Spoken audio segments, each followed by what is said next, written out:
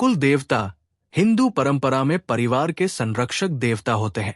ये सिर्फ एक धार्मिक विश्वास नहीं, बल्कि एक ऐसी परंपरा है जो हमारे पूर्वजों की आस्था, संस्कृति और मूल्यों को आगे बढ़ाती है। कुल देवता को परिवार का रक्षक माना जाता है, जो सुख समृद्धि और संकटों से रक्षा करता है।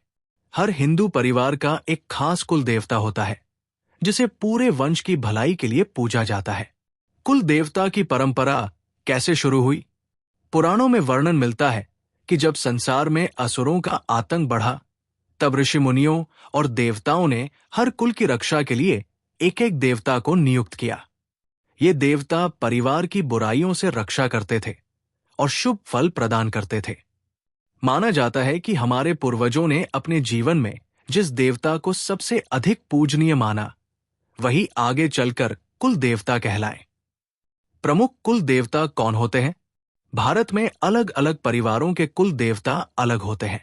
कुछ परिवारों में भगवान विष्णु या कृष्ण कुल देवता है, तो कहीं भगवान शिव या भैरव की पूजा की जाती है।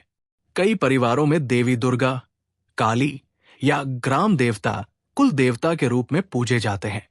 महाराष्ट्र में खंडोबा और कोल्हापुर की महालक्ष्मी को कुल देवी माना जाता है। राजस्थान में भैरव और हनुमान कई कुलों के मुख्य देवता है। दक्षिण भारत में भगवान मुरुगन और देवी काली कुल देवता के रूप में पूजे जाते हैं। कुल देवता की पूजा क्यों जरूरी है? हिंदू धर्म में माना जाता है कि कुल देवता की पूजा से वंश पर आने वाले संकट टल जाते हैं। ऐसा कहा जाता है कि अगर कुल देवता की पूजा करना बंद कर दिया जाए, तो परिवार पर संकट, बीमारी या आर्थिक परेशानी आने लगती है। पुराणों में उल्लेख है कि कुल देवता हमारे पूर्वजों की आत्माओं से भी जुड़े होते हैं। उनकी पूजा करना पूर्वजों का आशीर्वाद पाने का तरीका है। विवाह और अन्य संस्कारों में कुल देवता का महत्व। विवाह में कुल देवता की पूजा को अनिवार्य माना गया है। शादी से पहले वर और वधू दोनों पक्ष अपने अपने कुल देवता की पूजा करते हैं, ताकि वैवाहिक जीवन सुखमय रहे। इसी तरह जन्म, गृह प्रवेश और अन्य शुभ अवसरों पर भी कुल देवता की पूजा की परंपरा है। कुल देवता की अनुमति के बिना कोई भी शुभ कार्य अधूरा माना जाता है। कुल देवता की पूजा कैसे की जाती है? कुल देवता की पूजा में भक्ति और श्रद्धा का होना सबसे जरूरी है। हर कुल की अपनी परंपराएं होती हैं, लेकिन कुछ चीजें सामान्य हैं।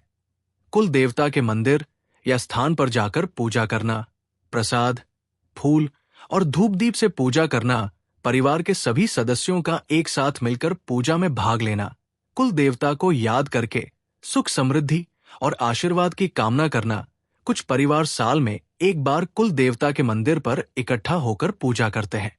कई लोग वंश में नई संतान के जन्म या किसी बड़ी उपलब्धि पर कुल देवता का आभार जताने के लिए भंडारे का आयोजन भी करते हैं। कुल देवता की पूजा बंद करने के परिणाम। धार्मिक मान्यता है कि जो परिवार कुल देवता की पूजा करना बंद कर देते हैं, उनके जीवन में बाधाएं आने लगती हैं। इसे पूर्वजों की नाराजगी माना जाता है। ऐसा भी कहा जाता है कि कुल देवता की पूजा में लापरवाही करने से परिवार में बुरे सपने, बीमारियां और आर्थिक संकट आने लगते हैं। इसलिए परिवार में बड़े बुजुर्ग हमेशा कुल देवता की पूजा पर जोर देते हैं। कुल देवता की खोज कैसे करें? आज कई परिवार ऐसे हैं जिन्हें अपना कुल देवता याद नहीं है। ऐसे में कुल देवता की पहचान करने के लिए परिवार के बुजुर्गों से पूछना पहला तरीका है। कुछ परिवारों में पुराने ताम्रपत्र, मंदिरों के अभिलेख और गोत्र परंपरा के जरिए कुल देवता का पता लगाया जाता है।